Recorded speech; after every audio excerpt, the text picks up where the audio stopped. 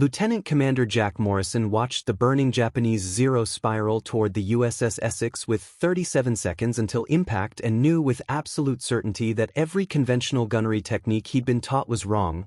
The deflection shooting, the lead calculations, the textbook methods that assumed your target wanted to evade, because kamikaze pilots didn't evade, they aimed, and at 1847 hours on October 25, 1944, watching his tracers pass uselessly behind a Zero that should have been hit, Jack realized that saving the fleet required forgetting everything the Navy had taught him about aerial combat and inventing something the instructors at Pensacola would have called insane, aiming not where the enemy plane was going, but directly at where it already was, holding the trigger and tracking through the target rather than leading it, essentially flying his guns through the enemy aircraft like a scalpel through tissue.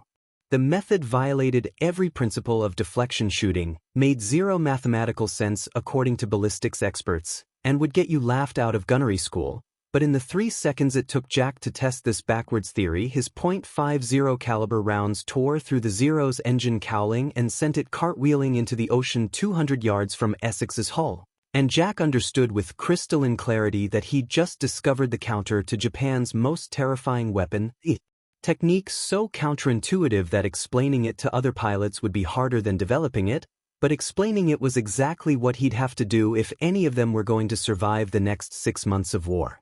The Pacific, October 1944.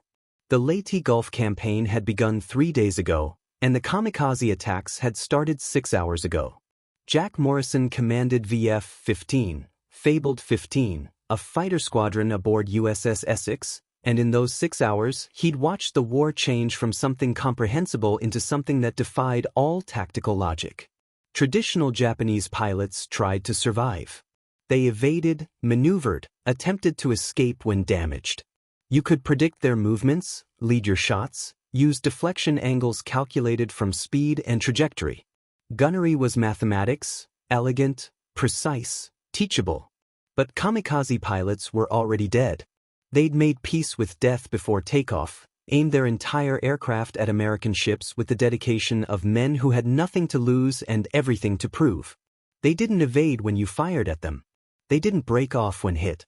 They just kept coming, and the conventional shooting techniques that worked against self-preserving pilots failed catastrophically against men who'd embraced death. Jack stood in the Essex's ready room at 1900 hours, facing 32 pilots who looked shell-shocked. They'd shot down 17 kamikazes that day, but 11 had gotten through the defensive screen. 3 destroyers were burning, 1 cruiser was limping back to port with a hole the size of a house in her stern, and 14 escort carriers had been hit with varying degrees of damage. "Gentlemen," Jack said, and his voice carried the exhaustion they all felt. "We have a problem. Our shooting techniques don't work against kamikazes. I've been analyzing the gun camera footage from today's engagements, and what I'm seeing doesn't make sense." He projected film onto the ready room wall, grainy black and white footage of Hellcats engaging incoming Zeros. "Watch Lieutenant Harris's attack run. Textbook deflection shooting. He leads the target perfectly, accounting for the Zero's speed and trajectory. But look," Jack froze the frame. "His rounds pass behind the target. Because the Zero isn't maneuvering. It's flying straight toward the ship, and Harris's lead calculation assumed evasive action that never came." "So we shoot with less lead?" asked Lieutenant Eddie Park, 24 years old, from San Francisco, already an ace with 8 kills. "Not less lead. No lead." Jack clicked to another gun camera image. "This is my engagement at 1847. I did something stupid. I aimed directly at the Zero's engine cowling and tracked through the target. Held the trigger down and physically flew my point of aim through the enemy aircraft. My rounds hit because I wasn't trying to predict where the target would be. I was destroying where it already was." The room fell silent. What Jack was describing violated fundamental gunnery principles that these pilots had internalized through hundreds of hours of training. "Sir," said Captain Raymond Walsh, the squadron's gunnery officer and former instructor, "that's not how deflection shooting works. You have to account for bullet travel time, for relative motion, for targets that are trying to evade," Jack interrupted. "Which kamikazes aren't?" "Raymond, I've run the numbers. At typical engagement ranges, 800 to 1200 yards, and typical closure rates, the difference between shooting where the target is versus where it will be is negligible if the target isn't maneuvering. But psychologically, instinctively, we're trained to lead. We see a moving target and our brains automatically calculate deflection. That's killing us against kamikazes. Eddie raised his hand. So you're saying we should aim like we're shooting skeet, not like we're shooting moving aircraft? Just point and track. Exactly. It's counterintuitive. It goes against everything we've learned. But I'm proposing we develop a new gunnery technique specifically for kamikaze defense. I'm calling it tracking fire. You acquire the target, aim at its current position, open fire, and physically fly your guns through the target while holding the trigger. No lead calculation. No deflection angle. Just raw tracking and continuous fire. Walsh looked skeptical. That'll burn through ammunition like crazy. We'll be Winchester in seconds. Better to be out of ammunition than out of ships to land on, Jack replied. And I'm not proposing we use tracking fire for all engagements. Just for kamikazes on attack runs. When you've got a zero heading straight for a ship, not evading, committed to impact, that's when tracking fire works. Traditional deflection shooting for everything else. How do we train this? Eddie asked. How do we reprogram muscle memory and instinct developed over years? Jack had been thinking about that question since his engagement 6 hours ago. We start tonight. I've arranged for a special training exercise at 0600 tomorrow. We're going to practice on drogues, target sleeves towed behind other aircraft. But we're going to practice tracking fire specifically. Aim at the drogue, not ahead of it. Track through it. Get comfortable with the technique before we need it in combat. And if the brass finds out we're teaching unorthodox gunnery techniques? Walsh asked. Then they can court-martial me after we've saved the fleet, Jack said flatly. But right now, kamikazes are the biggest threat we face, and our current techniques aren't stopping them. We adapt or we die. Simple as that. The training began at dawn. Jack had requisitioned 3 SB-2C Helldiver dive bombers to tow targets, and his Hellcat pilots took turns making attack runs, practicing the tracking fire technique. It felt wrong at first, unnatural, like writing with your non-dominant hand. Every instinct screamed to lead the target, to calculate deflection, to shoot where the drogue would be rather than where it was. But Jack insisted. Forget everything you learned in gunnery school. Forget deflection angles and lead calculations. Just put your pipper on the target and track through it. Let the target fly into your stream of fire. Eddie Park was the first to really get it. On his third pass, he locked onto the drogue, squeezed the trigger, and walked his fire through the target with a smooth tracking motion. The drogue disintegrated. Holy hell, Eddie breathed over the radio. It works. It actually works. I didn't lead at all, just tracked through it like I was painting a line. That's it, Jack confirmed. That's the technique. Now everyone practice until it's muscle memory. They trained for 6 hours straight, burned through thousands of rounds. By noon, 15 of Jack's 32 pilots had internalized the tracking fire method. By evening, 25 could execute it consistently. The remaining 7 struggled. Years of conventional training were hard to overcome, especially when the new technique contradicted everything they'd been taught. It'll come, Jack told them. Keep practicing. We might not have much time before the next wave hits. The next wave hit 36 hours later. October 27, 1100 hours. Radar picked up a large incoming formation, 40-plus contacts, likely a mix of kamikazes and escort fighters. The fleet went to general quarters, and Jack's squadron launched from Essex's deck into a clear sky that would soon fill with fire and falling aircraft. Fabled 15, this is Morrison, Jack called over the radio. Remember your training. Traditional deflection for fighters. Tracking fire for kamikazes on attack runs. Watch your ammunition. Watch each other's 6. Let's show these pilots what they're up against. The formation materialized at 20,000 feet, 36 zeros in a loose attack formation, escorted by 12 zeros flying fighter coverage. Jack's squadron had 18 Hellcats in the air, supplemented by aircraft from other carriers. The mathematics were bad but not impossible. Split by divisions, Jack ordered. 1st and 2nd Divisions, take the escort fighters. 3rd and 4th, you're on kamikaze duty. Wait until they commit to attack runs, then apply tracking fire. Take them before they get in range of the ships. The engagement began at 15,000 feet. The escort fighters peeled off to engage the American fighters, and traditional dogfighting ensued, violent, chaotic aircraft twisting through three-dimensional space trying to get guns on target while avoiding becoming targets themselves. Jack's 1st and 2nd Divisions were experienced dogfighters, and they worked the escort Zeros with practiced efficiency. But the kamikazes ignored the dogfight entirely. They pushed their noses down, accelerating toward the fleet below, committed to their final dives. Jack's 3rd and 4th Divisions, 8 Hellcats total, positioned themselves between the kamikaze formation and the fleet. 3rd Division, execute tracking fire as practiced. Jack commanded, leading 4th Division into position.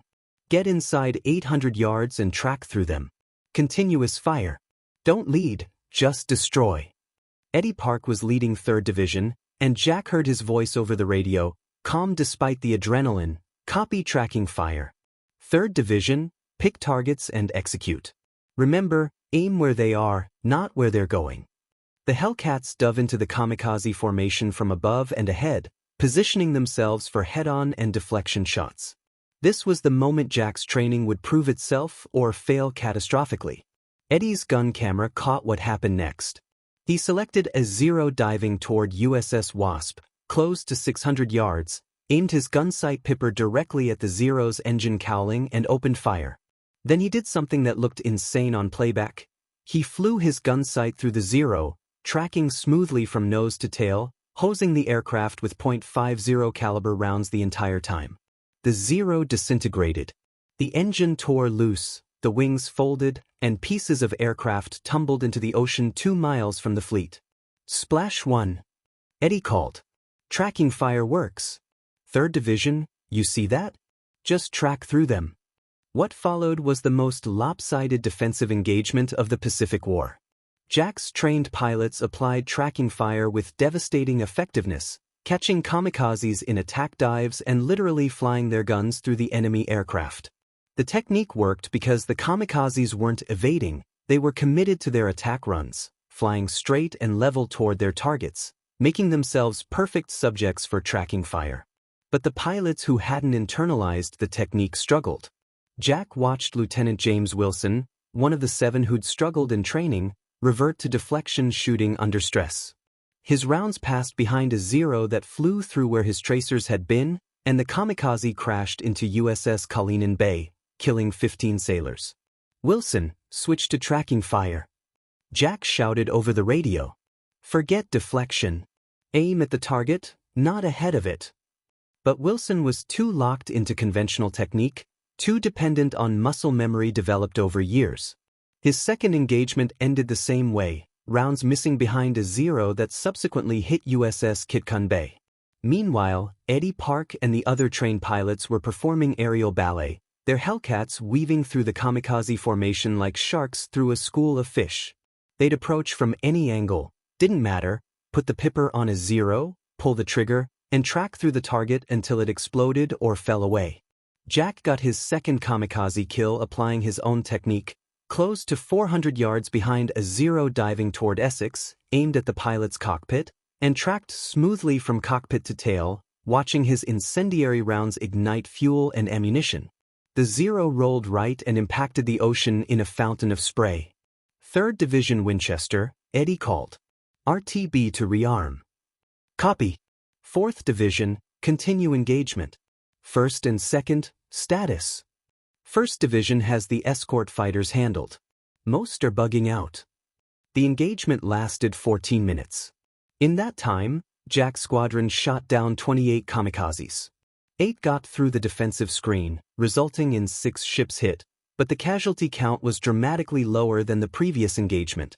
The tracking fire technique had worked, not perfectly, but well enough to prove the concept. Jack landed back on Essex with 37 rounds remaining and his trigger finger cramping from continuous fire.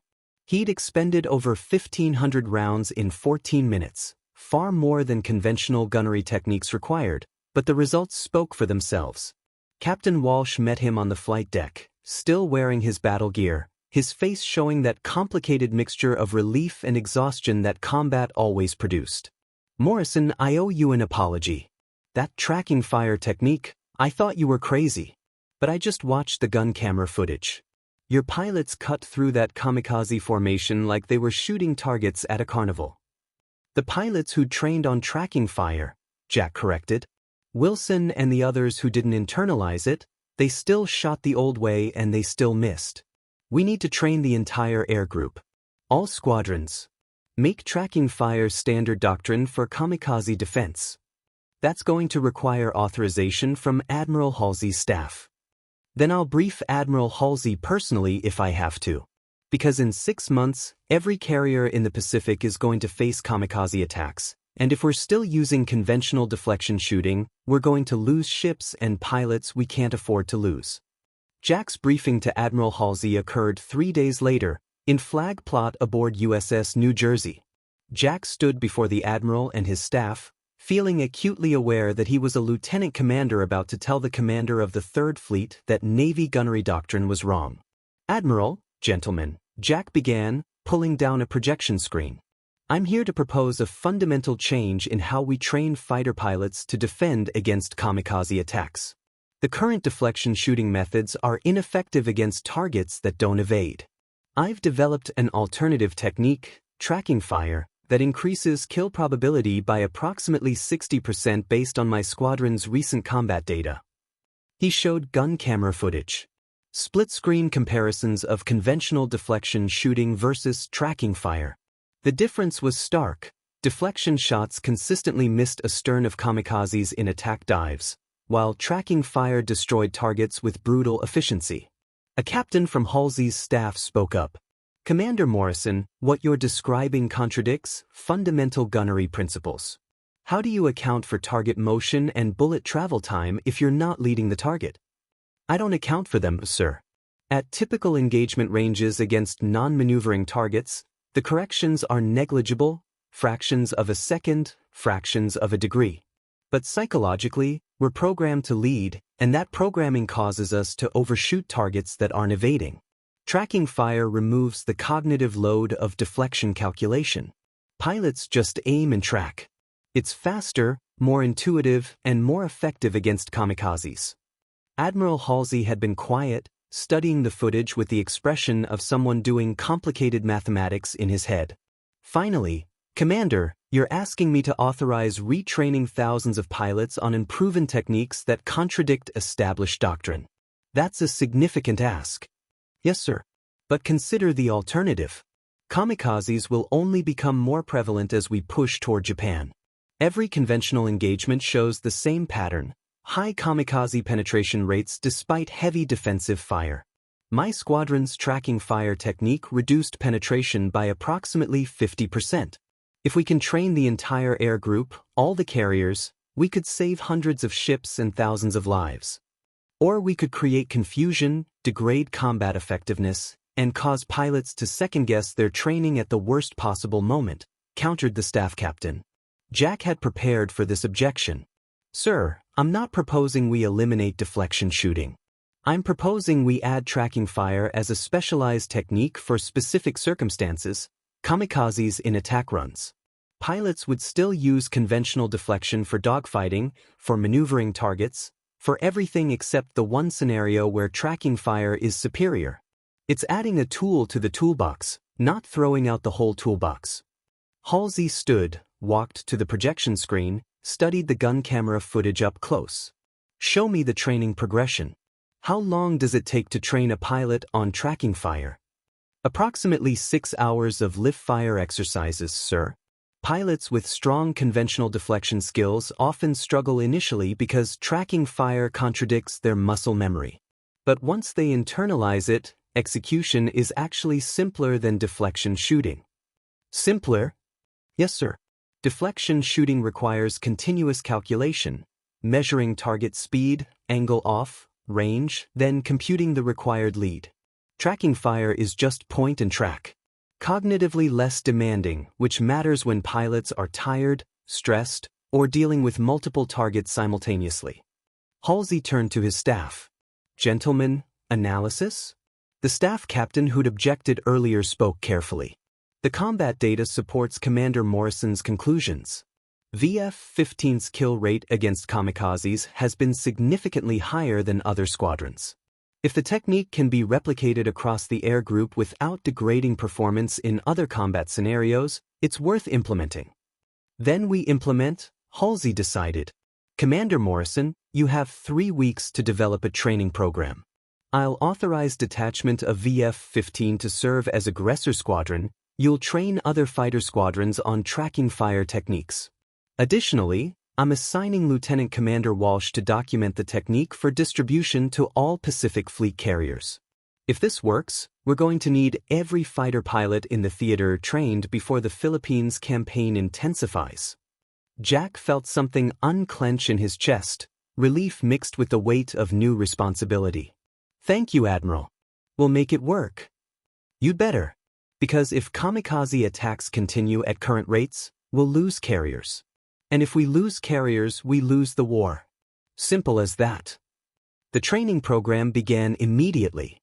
Jack's squadron rotated through every carrier in Task Force 38, running exercises, demonstrating tracking fire, teaching the counterintuitive technique to pilots who'd spent years perfecting conventional methods.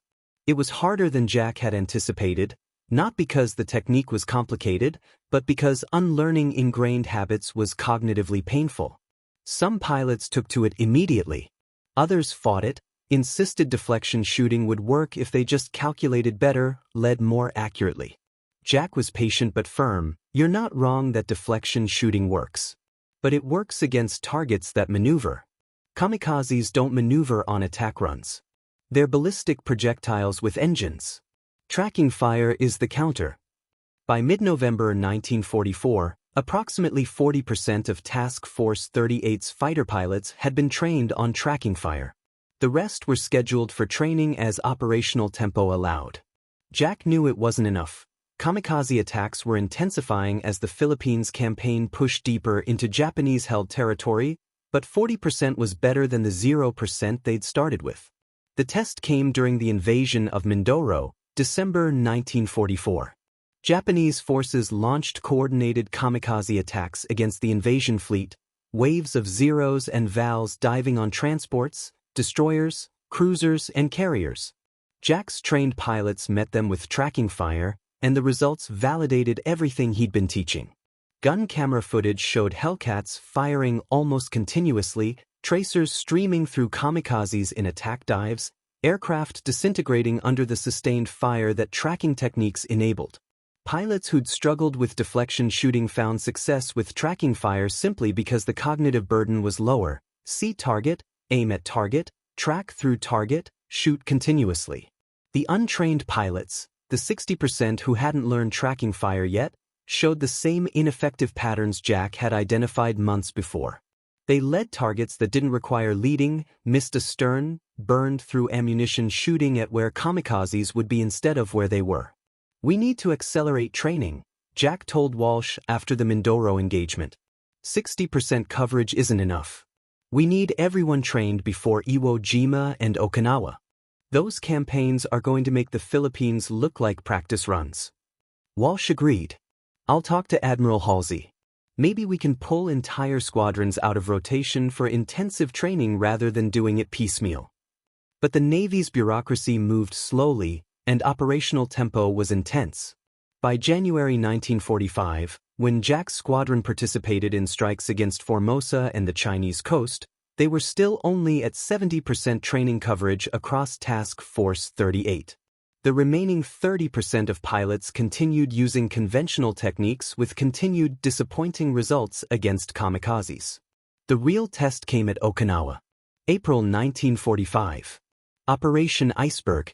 The invasion of Okinawa was the largest amphibious assault in the Pacific Theater, and the Japanese response was Operation Tengo, a desperate, all-out kamikaze campaign designed to destroy the American fleet through sheer volume of suicide attacks.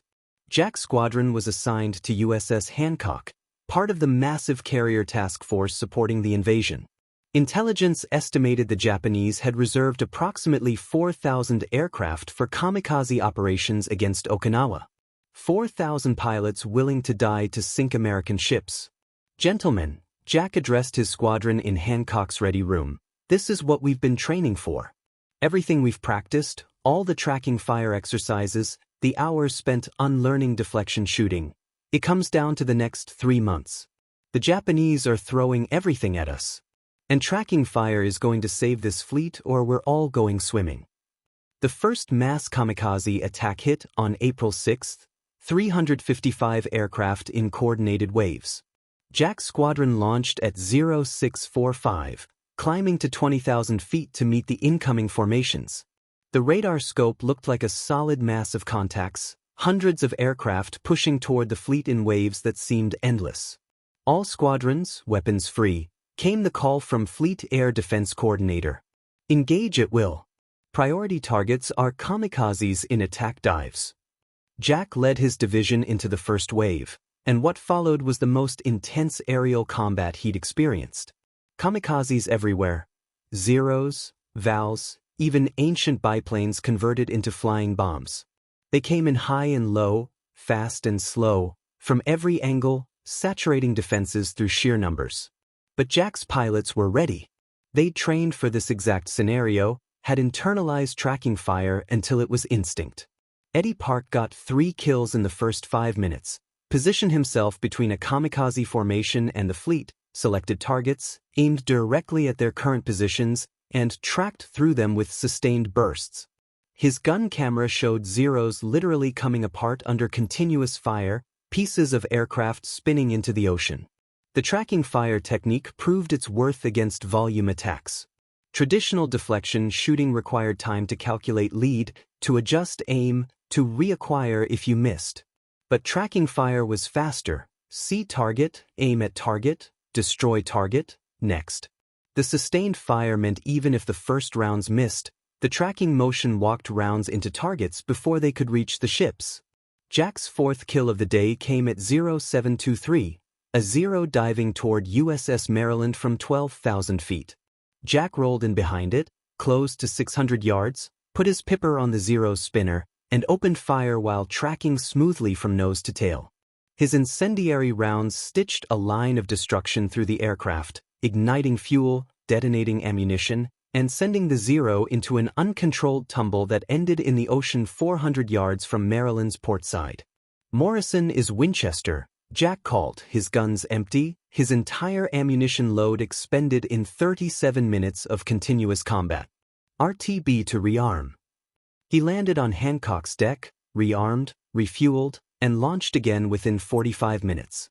The second sortie was even more intense than the first, kamikazes penetrating deeper into the fleet, some getting through the defensive screen to crash into destroyers and smaller vessels. Jack's tracking fire saved USS New Mexico from a Zero that got inside the anti-aircraft envelope, destroying the kamikaze at 200 yards range with a sustained burst that required him to fly through the debris cloud. The day's toll was brutal but survivable. 30 ships damaged, 6 sunk, but the kamikaze kill rate was dramatically higher than in previous campaigns. Jack's squadron alone accounted for 63 confirmed kills, an average of almost 4 per pilot, unprecedented numbers that reflected the efficiency of tracking fire against massed kamikaze attacks. That night, exhausted and running on adrenaline and coffee, Jack reviewed gun camera footage with his pilots. "This is what we trained for. This is why tracking fire matters. Look at these engagement times. Average time from target acquisition to kill is 4.3 seconds using tracking fire. Compare that to conventional deflection, average 8.7 seconds with higher miss rates. When you're facing hundreds of kamikazes, those extra 4.4 seconds per engagement mean the difference between shooting down 10 aircraft or 20. "How long can we sustain this?" asked Lieutenant Marcus Thompson, who'd gotten 5 kills that day but looked like he'd aged 10 years. "The Japanese have thousands of kamikazes. We can't maintain this sortie rate for 3 months." "We don't have a choice," Jack said quietly. "We sustain it or we lose the fleet. Simple as that." The kamikaze attacks continued through April, May, and into June. Wave after wave of suicide aircraft, met by carrier fighters using tracking fire to devastating effect. The technique spread beyond Jack's squadron. Other pilots saw the gun camera footage, recognized the efficiency, and adopted the method. Within weeks, tracking fire had become standard practice across the fleet, an unofficial doctrine that saved more ships and lives than any official policy could have. But there were costs. Jack lost 6 pilots during the Okinawa campaign. Eddie Park died on May 11th, his Hellcat colliding with a Zero he just destroyed, the debris too close to avoid at combat speeds. Thompson lasted until June 3rd, when mechanical failure sent his aircraft into the ocean during a nighttime return to the carrier. Each loss hit Jack hard. These were men he'd trained, had taught tracking fire, had promised that the technique would increase their survival odds. And it had. VF-15's casualty rate was half that of squadrons still using conventional deflection shooting. But half the casualties still meant casualties, still meant writing letters to families, still meant empty bunks and missing faces at the breakfast table. On June 22nd, the Japanese officially ceased organized kamikaze operations against Okinawa. The island was secure, the fleet had survived, and the cost had been enormous: 36 American ships sunk, 368 damaged, over 4,900 sailors killed. But without tracking fire, without the technique Jack had developed and disseminated across the fleet, the toll would have been catastrophically worse. Admiral Halsey summoned Jack to USS Missouri for a personal commendation ceremony. Jack stood at attention in his dress uniform, feeling uncomfortable with the recognition while Eddie Park and Marcus Thompson and the others lay at the bottom of the Pacific. Lieutenant Commander Morrison, Halsey said, pinning the Navy Cross to Jack's chest, the tracking fire technique you developed has fundamentally changed how we defend against kamikaze attacks. Preliminary analysis suggests your method increased kamikaze kill rates by 67% during the Okinawa campaign. That translates to approximately 50 ships saved, over 2,000 lives preserved. The Navy Department is incorporating tracking fire into official gunnery doctrine, effective immediately. Every fighter pilot in the Pacific Fleet will be trained on your technique before the invasion of Japan begins. Thank you, Admiral, Jack managed. But the credit belongs to the pilots who executed it. To Eddie Park, Marcus Thompson, all the others who trusted the technique and made it work. And to the pilot who had the courage to question established doctrine when it wasn't working, Halsey replied. Innovation in warfare isn't about following regulations. It's about recognizing when regulations don't serve their purpose and having the courage to develop something better. You did that. And thousands of sailors are alive because of it. After the ceremony, Jack stood on Missouri's fantail, watching the sun set over Okinawa's battered landscape. The war would end in August. Atomic bombs would make the invasion of Japan unnecessary. But Jack would always wonder about the alternate timeline, the one where he hadn't developed tracking fire, where conventional deflection shooting remained the standard, where the kamikaze kill rate stayed low and the toll at Okinawa climbed into the tens of thousands. Captain Walsh found him there. You know what the really remarkable thing is? Not that you developed tracking fire, but that you convinced the entire fleet to adopt it. Do you understand how rare that is? To challenge fundamental doctrine, to prove you're right, to change how an entire military service approaches a problem? That's the kind of innovation that echoes forward for decades. I just did the math, Jack said. Saw that deflection shooting wasn't working and figured out why. Anyone could have done it. But you're the one who did. And then you taught it. And then you fought to get it adopted despite resistance from people who'd spent their entire careers teaching the old way. That's leadership, Jack. That's what distinguishes competent officers from exceptional ones. Jack was quiet for a moment, thinking about Eddie Park and the moment he'd gotten tracking fire, about the gun camera footage showing Zeros disintegrating under sustained accurate fire, about the letters he'd written to families of pilots who'd survived longer because of the technique but ultimately died anyway. I wish Eddie was here to see this, Jack finally said. He was the first to really understand tracking fire. First to execute it perfectly. He should be the one getting medals and recognition. Eddie got 3 more months of life than he would have without tracking fire, Walsh said gently. 3 months where he saved dozens of ships and hundreds of sailors. That's the real medal. knowing your work mattered, that you made a difference, that people are alive because you figured out a better way. Eddie had that. So do you. The war ended on August 15, 1945. Jack was aboard Hancock when the announcement came over the PA system, and the celebration that followed felt muted to him, relief mixed with exhaustion mixed with the knowledge of what the victory had cost. He returned to the United States in October, was discharged with honors, and tried to return to civilian life. But the war followed him. Nightmares about kamikazes breaking through the defensive screen, about pilots using conventional deflection and missing, about ships burning because he hadn't trained enough people quickly enough. In 1946, the Navy asked Jack to join the Advanced Gunnery School at Patuxent River as an instructor.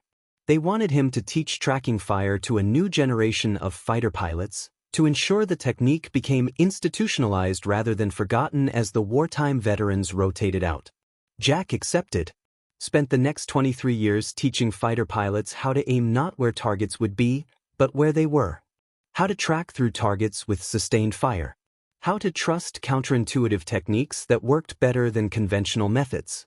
He showed gun camera footage from Okinawa, from the Philippines, from the desperate battles where tracking fire had made the difference between survival and catastrophe. And he told them about Eddie Park, about Marcus Thompson, about all the pilots who'd trusted a crazy lieutenant commander with an unusual aim method and proven that sometimes the most important innovations came from questioning doctrine, from recognizing when established procedures didn't work, from having the courage to try something different even when everyone said it was wrong.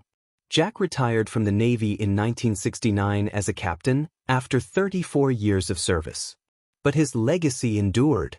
Tracking fire became foundational to air combat doctrine, taught to every fighter pilot, refined and expanded into techniques for missile defense, air-to-ground attacks, and scenarios Jack never imagined. In 1994, 50 years after that first engagement where Jack discovered tracking fire by accident and desperation, the Navy held a symposium on aerial combat innovation. Jack was invited as the guest of honor, and he sat in the audience while younger officers, pilots who'd been born after the war ended, discussed the evolution of gunnery techniques and the foundational importance of tracking fire to modern air combat doctrine. The genius of Captain Morrison's tracking fire method, explained a commander from Top Gun, wasn't just the technique itself. It was recognizing that different targets require different approaches. Kamikaze pilots weren't flying like conventional combatants, so conventional gunnery techniques didn't work against them. Morrison identified that mismatch and developed a solution specifically tailored to the problem. That kind of adaptive thinking, recognizing when doctrine doesn't fit reality and innovating solutions, that's what we try to teach every pilot who goes through Top Gun. After the presentation, young pilots approached Jack with questions about the war, about developing tracking fire, about what it felt like to change how an entire military service approached combat. Honestly, Jack said to a young lieutenant who couldn't have been more than 25. It felt like desperation. I watched ships burn because our shooting techniques weren't working, and I tried something different because the alternative was unacceptable. That's not genius. That's just refusing to accept failure. But you convinced the entire fleet to adopt your technique, the lieutenant pressed. Against resistance from people who'd taught conventional deflection for decades. How did you do that? Jack thought about Captain Walsh's initial skepticism, about Admiral Halsey's careful consideration, about the pilots who'd resisted tracking fire until they saw it work, about Eddie Park mastering the technique and teaching it to others with evangelical enthusiasm. I showed them data, Jack said. Gun camera footage, kill statistics, engagement times. I made the case that tracking fire worked better than conventional methods specifically against non-maneuvering targets. And I was willing to stake my career on being right. Sometimes that's what innovation requires, being so certain you're correct that you'll accept the consequences if you're wrong. But the story of tracking fire didn't end with memorials and ceremonies. Stories like this never truly end. They live in the hands of every pilot who learns the technique, in every moment when someone questions doctrine because doctrine isn't working, in every decision to risk innovation rather than accept preventable failure. In 2045, a young fighter pilot named Lieutenant David Chin sat in the cockpit of his F/AXX sixth-generation fighter, facing a threat that Jack Morrison could never have imagined but would have understood immediately: autonomous drone swarms programmed to overwhelm defensive systems through sheer numbers, each drone following predetermined attack vectors with no self-preservation programming. Essentially digital kamikazes. Chen's tactical computer calculated deflection solutions automatically, but the autonomous targeting system kept missing. Its algorithms assumed targets would maneuver, would evade, would behave like rational actors trying to survive. The drone swarms did none of those things. They just came, wave after wave, and Chen watched his computerized defenses fail exactly the way conventional gunnery had failed against kamikazes 80 years earlier. "Control, this is Chen," he called to the Combat Operations Center. "Autonomous targeting is ineffective against the swarm. Drones aren't maneuvering, they're on ballistic approaches. Request permission to switch to manual targeting with tracking fire protocol." There was a pause. Tracking fire hadn't been commonly used in decades. Modern air combat relied on beyond visual range missiles and autonomous systems. But Chen had studied naval aviation history at the academy, had read Jack Morrison's tactical papers, had understood that the principle underlying tracking fire, that different threats require different approaches, was timeless even if the specific application evolved. Permission granted, Control finally responded. But Chen, manual targeting against a swarm? That's suicide. "So was diving into kamikaze formations in 1944, Chen replied. "But tracking fire worked then because the pilots understood the targets weren't trying to survive. These drones aren't either. Let me try." He disengaged the autonomous targeting, took manual control of his weapon systems, and did something that would have made Jack Morrison proud. He aimed directly at the lead drone in the swarm formation, opened fire, and tracked through the target with sustained bursts from his energy weapons. The drone disintegrated. Chen shifted to the next target, repeated the process. Then the next. Then the next. The technique worked for the same reason it had worked in 1944, because he wasn't trying to predict where non-maneuvering targets would be, just destroying where they already were. Within 90 seconds, Chen had eliminated 12 drones, and the swarm's coordination collapsed as its formation broke apart. "Control confirmed 12 kills using manual tracking fire," Chen reported. "Recommend immediate tactical bulletin to all squadrons. Our autonomous systems are optimized for targets that evade. These swarms don't evade. We need manual tracking fire protocols just like Morrison developed for kamikazes." That night, Chen filed an after-action report that cited Jack Morrison's original tactical papers from 1944, explained how the same principle applied to autonomous drone swarms, and recommended revival of tracking fire training for scenarios where targets followed predictable, non-evasive attack vectors. The report made its way up the chain of command, eventually landing on the desk of Admiral Emily Park, now 78 years old but still serving as senior advisor to the Chief of Naval Operations. She read Chen's analysis with a smile that mixed pride and nostalgia and the bittersweet recognition that her great-grandfather's innovation had found new relevance in a conflict he couldn't have imagined. "Get me Lieutenant Chen," she told her aide, "and pull the Morrison Tactical Archive from the Naval War College. If we're reviving tracking fire for autonomous threats, we're going to do it right." 3 days later, Chen stood in Admiral Park's office, nervous about being summoned by a 3-star admiral but also curious about why someone at her level cared about a junior officer's tactical report. "Lieutenant Chen," Emily said, gesturing for him to sit, "your after-action report was remarkable. Not because you discovered something new, but because you recognized something old that still worked. Do you know who developed tracking fire?" "Yes, ma'am. Captain Jack Morrison, 1944, in response to kamikaze attacks during the Philippines campaign. My great-grandfather Eddie Park learned tracking fire from Morrison, mastered it, taught it to others before he died at Okinawa." Emily pulled out a worn photograph, the original VF-15 squadron photo. "This was taken 6 months before my great-grandfather's death. He's third from the left, next to Morrison." Chen studied the photograph, seeing young men in flight gear, their faces showing that mixture of confidence and awareness that came from knowing every mission might be their last. "I'm not telling you this for sentiment," Emily continued. I'm telling you because what you did 3 days ago, recognizing that autonomous systems fail against non-maneuvering targets and reverting to manual tracking fire, that's exactly the kind of tactical adaptation Morrison emphasized. Different threats require different approaches. The technology changes, but that principle remains constant. Yes, ma'am. But I'm just one pilot. If drone swarms become a primary threat, we'll need fleet-wide training on tracking fire principles adapted for energy weapons and autonomous targets. Agreed. Which is why I'm assigning you to develop that training program. Emily smiled at Chen's expression. Congratulations, Lieutenant.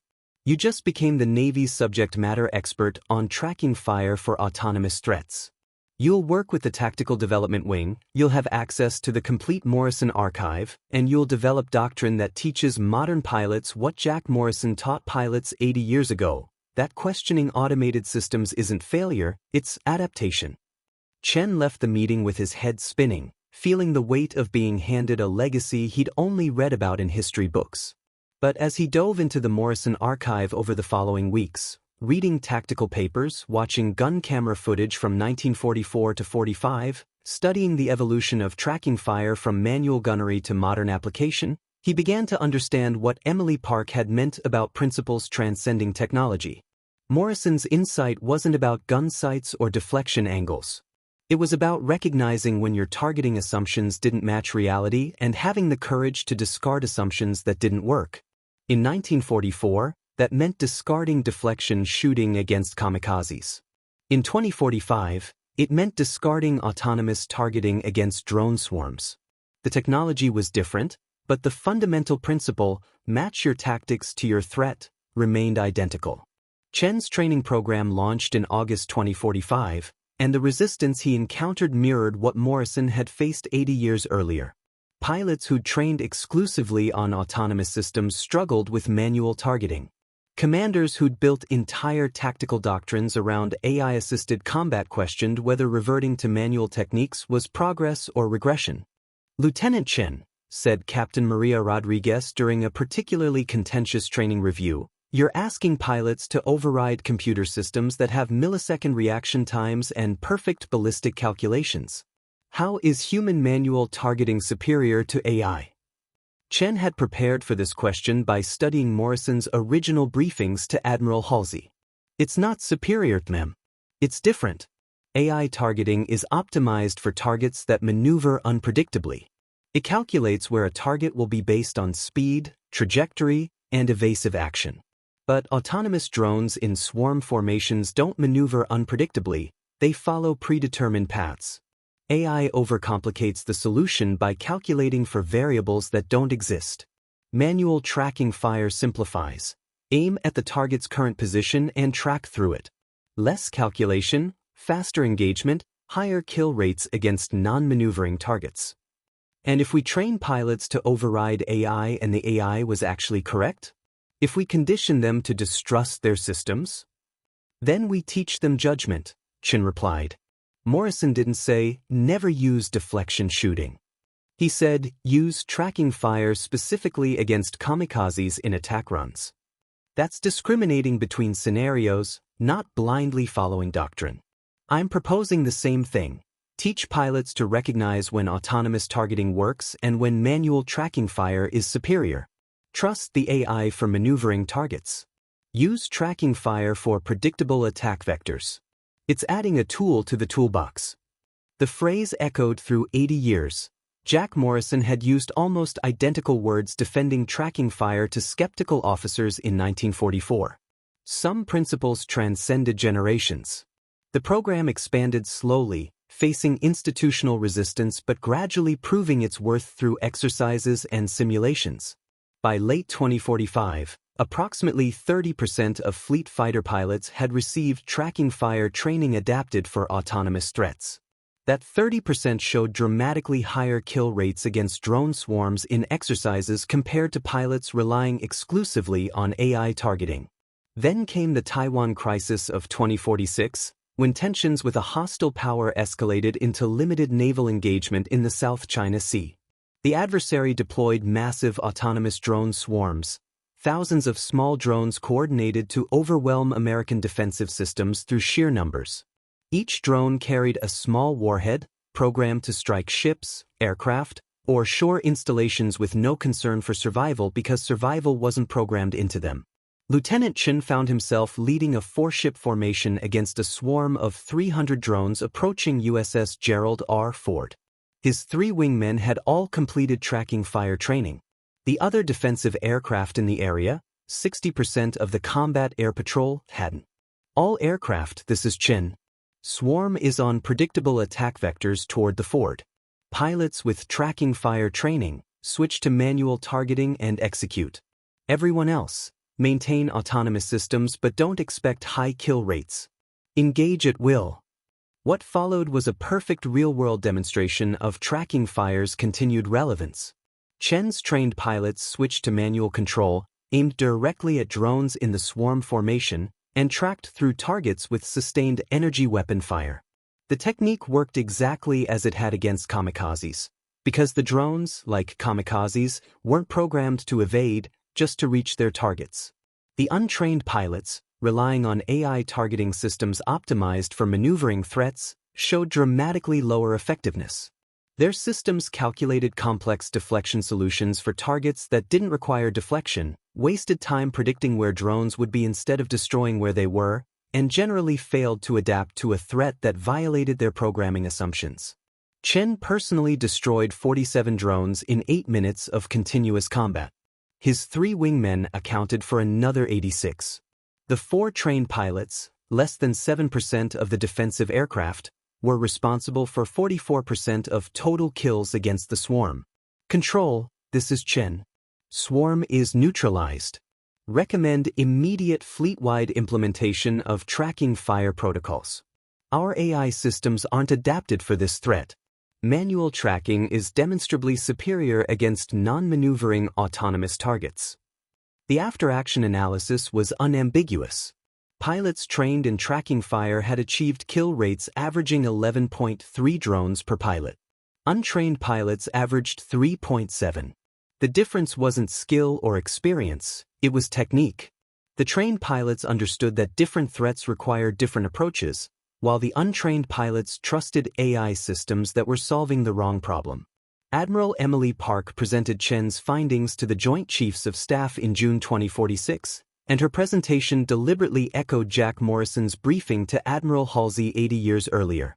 "Gentlemen," Emily said, displaying gun camera footage from both 1944 and 2046 side by side, "what you're seeing is the same tactical principle applied across 8 decades. On the left, a Hellcat pilot uses tracking fire against a kamikaze in 1945.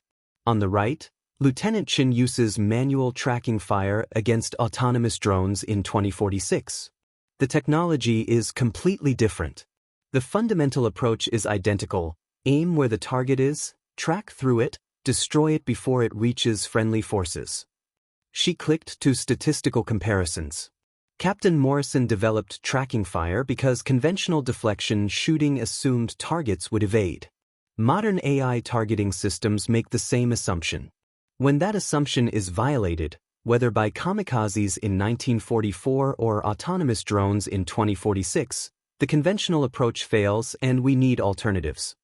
The chairman of the Joint Chiefs, General Marcus Thompson, whose great-grandfather had served in VF-15 under Jack Morrison, studied the data carefully. "Admiral Park, you're proposing fleet-wide training on manual targeting techniques that essentially bypass our most advanced AI systems. That's a significant doctrinal shift. I'm proposing we learn the lesson my great-grandfather and Captain Morrison taught 80 years ago, that rigid adherence to doctrine gets people killed when doctrine doesn't match reality. We've built incredible AI systems optimized for certain threats. But we've also created a vulnerability, over-reliance on those systems when facing threats they weren't designed to counter. Tracking fire isn't about abandoning AI. It's about teaching pilots to recognize when manual approaches are superior." The program was authorized fleet-wide in July 2046. Over the next 18 months, every fighter pilot in the Navy received training on manual tracking fire techniques adapted for modern threats. The resistance Emily and Chen had faced gradually dissolved as pilots recognized the technique's effectiveness, as exercises validated its principles, as the same pattern Morrison had seen in 1944-45 repeated itself in 2046-47. By 2048, tracking fire had been fully integrated into naval aviation doctrine for the second time in its history. Training manuals that hadn't mentioned the technique in decades now included entire sections on manual targeting against non-maneuvering threats. The AI systems that had been considered infallible were now understood as powerful tools with specific limitations. And pilots learned to exercise judgment about when to trust automation and when to rely on human adaptability. Chen was promoted to lieutenant commander and assigned to the Naval War College as an instructor in tactical innovation. He taught courses that explicitly connected Morrison's development of tracking fire in 1944 to its revival in 2045, using both as case studies in how military doctrine should evolve in response to new threats. The lesson isn't about tracking fire specifically, Chen told his students during lectures that drew standing room-only crowds. The lesson is about recognizing when established methods don't work and having the intellectual honesty to try something different. Morrison in 1944 could have kept using deflection shooting, could have blamed pilot skill or equipment limitations, could have accepted that kamikazes were just too difficult to stop. Instead, he questioned his assumptions, developed an alternative, tested it, refined it, and fought to get it adopted. He pulled up the comparison footage Emily Park had shown the Joint Chiefs. 80 years separate these engagements. The targets are completely different. The weapons are completely different. But the principle, that non-maneuvering threats require direct tracking rather than predictive deflection, that principle transcended technology. Because it's based on human cognition and threat behavior, not on specific weapon systems. When you understand principles rather than just memorizing techniques, you can adapt those principles to whatever threats you face. A student raised his hand. "Commander, how do we know when to question doctrine versus when to follow it? Isn't there a risk that everyone thinks their new idea is the next tracking fire?" Chen smiled. He'd wrestled with that exact question while developing his training program. That's the critical skill Morrison demonstrated and that we need to teach: discernment. Not every new idea is valuable. Not every challenge to doctrine is justified. Morrison didn't just propose tracking fire because it was different. He proposed it because he'd analyzed why conventional methods were failing, understood the specific mismatch between technique and threat, and developed a solution targeted at that specific problem. That's not innovation for its own sake. That's problem-solving grounded in observation and analysis. In 2050, Admiral Emily Park retired after 56 years of naval service, the longest-serving Park family member since her great-grandfather Eddie's death in 1945. Her retirement ceremony was held aboard USS Jack Morrison, a new Ford-class carrier named in honor of the man who developed tracking fire and changed naval aviation doctrine forever. Chen attended the ceremony, now a captain himself, still teaching tactical innovation at the War College, still using Morrison's story as the foundational example of how one person willing to question established methods could change an entire military service. "Admiral Park," Chen said during the reception following the ceremony, "I wanted to thank you for trusting a junior lieutenant with the Morrison legacy. For giving me access to the archive, for supporting the training program when others were skeptical. None of this would have happened without that trust." Emily looked at him with eyes that had seen 6 decades of naval service, that had watched technology transform warfare in ways her great-grandfather couldn't have imagined, but that had also recognized the timeless principles underlying tactical excellence. "David, you didn't need me to give you anything. You demonstrated the same qualities Jack Morrison showed in 1944, the ability to recognize when doctrine isn't working, the courage to propose alternatives, the intellectual rigor to make your case based on data rather than just intuition. I just made sure the institution didn't bury your innovation the way it almost buried Morrison's. That's what legacy actually means, not preserving the past unchanged, but ensuring the principles that mattered in the past remain relevant in the present." She pulled out a worn photograph, the same VF-15 squadron photo she'd shown Chen years earlier. "When I was a child, my father told me about his father Eddie, How he'd learned tracking fire from Morrison, how he'd mastered it and taught it to others, how he'd died at Okinawa still fighting with the techniques Morrison developed. I grew up with the weight of that legacy, feeling like I had to live up to something I could never fully understand because I'd never known my grandfather. Emily paused, looking at the photograph, her finger tracing Eddie Park's face. But over 6 decades of service, I came to understand what the legacy actually was.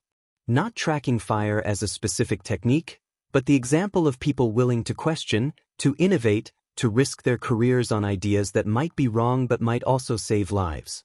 That's what Eddie carried forward from Morrison. That's what I tried to carry forward from Eddie.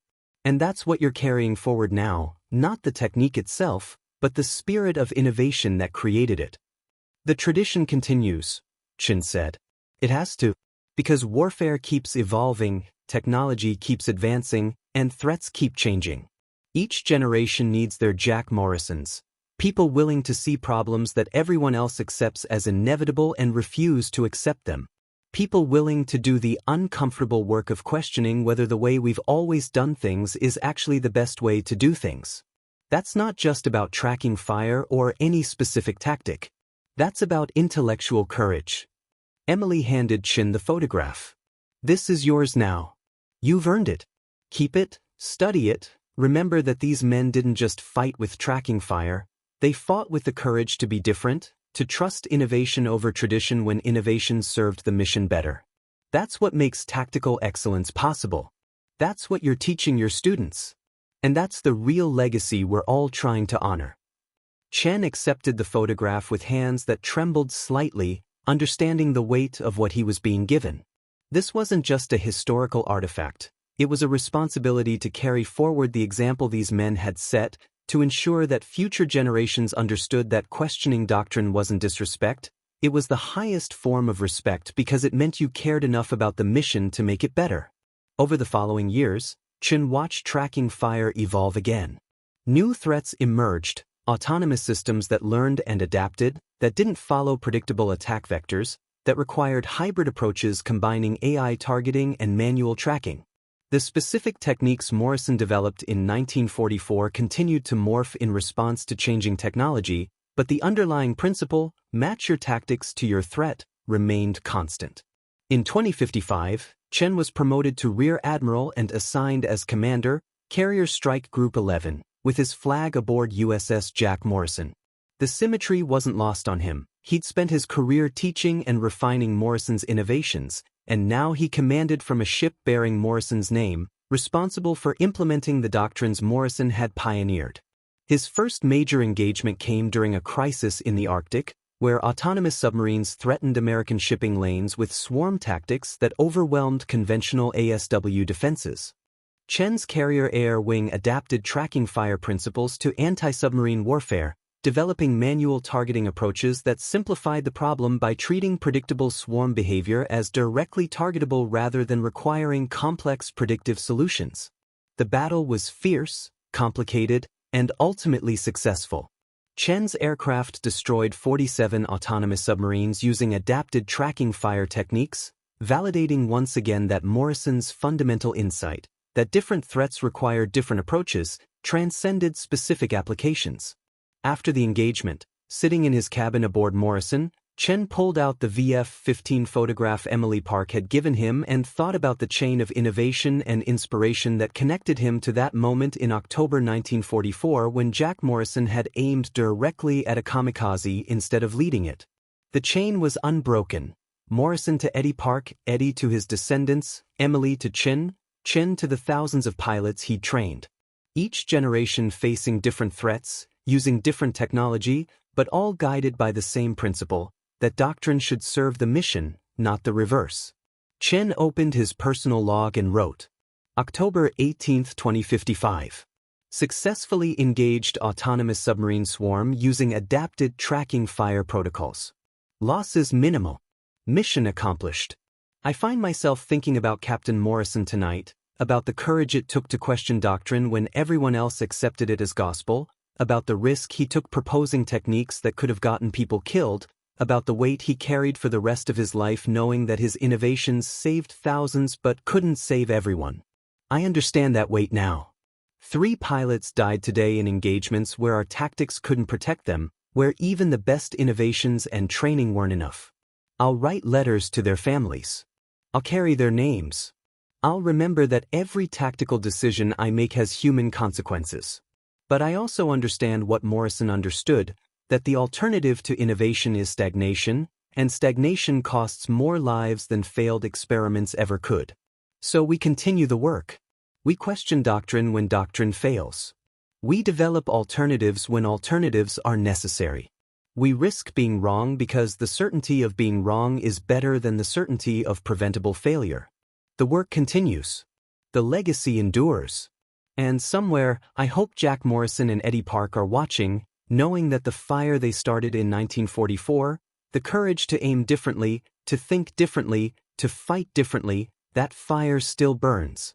Chen closed the log and looked out his cabin window at the Arctic darkness, at the submarines that had been stopped, at the crews that had survived because someone 80 years ago had questioned conventional gunnery and developed something better. The technology had changed beyond recognition. The weapons bore no resemblance to .50 caliber machine guns. The targets were autonomous machines instead of human pilots. But the principle remained. Match your tactics to your threat. Question assumptions. Aim where targets are, not where doctrine says they should be. Trust judgment over automation when judgment serves the mission better. And remember that every innovation has costs, but the costs of never innovating are always worse. Admiral David Chen commanded Carrier Strike Group 11 for 4 years, teaching tracking fire principles to every pilot in his air wing, refining the doctrine Morrison had pioneered, carrying forward the legacy Emily Park had entrusted to him. He retired in 2065 after 33 years of service, having never met Jack Morrison but having spent his entire career honoring Morrison's example. At Chen's retirement ceremony, held aboard USS Jack Morrison where he'd served as Strike Group Commander, the speaker was Lieutenant Commander Sarah Morrison, Jack Morrison's great-great-granddaughter, 4th-generation naval aviator, carrying forward a family tradition of tactical innovation and excellence. Admiral Chen, Sarah said, thank you for keeping my great-great-grandfather's legacy alive. Thank you for recognizing that his innovation wasn't about 1944 or Kamikazes or .50 caliber guns. It was about the courage to question, the willingness to innovate, the intellectual honesty to admit when established methods don't work. You carried that legacy forward into new conflicts, new technologies, new challenges that he never could have imagined. That's what legacy actually means, not preserving the past, but applying its lessons to the future. Chen smiled, thinking about the chain that connected him to Morrison through 80 years and 4 generations of naval aviators, each one facing different challenges but all guided by the same principle that one pilot had discovered in desperate circumstances over the Pacific in 1944. The torch had passed. The work continued. And the lesson endured. Aim where they are. Trust your judgment. Question your doctrine. Save the ship, boys.